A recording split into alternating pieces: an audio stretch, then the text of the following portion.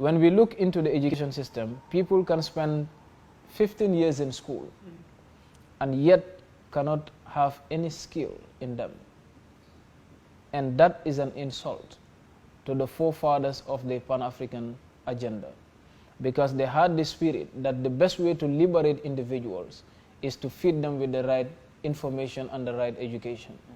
Education is the only way out of darkness, is the only way out of ignorance, and it is the only way to the glorious light. If we want to get to where we all desire as a continent, this education system must change. Students in the Gambia are sometimes trapped with examination issues to the extent that you can never realize their potentials and talents. Because once you failed an examination like grade 12 or grade 9 in the Gambia, it starts with your own family. That's where they start telling you that this is the beginning of your failure in life. So people started failing life stories as a result of an examination that they did not cross. We need to look into that, because people have skills, yet they live and die with it and never realize it. That is what we need to defeat. And we can do that if we have good, career counseling mechanisms, where we can easily realize the potential of an individual.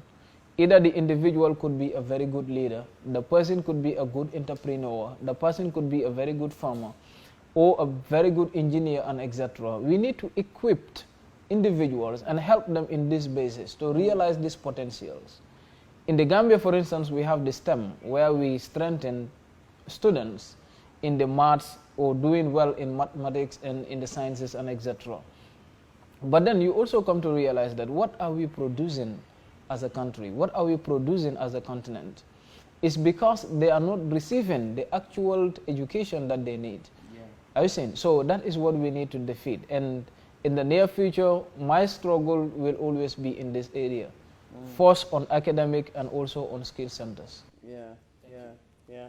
No, that's actually well answered. And I think, like what you said, not everybody is academically driven.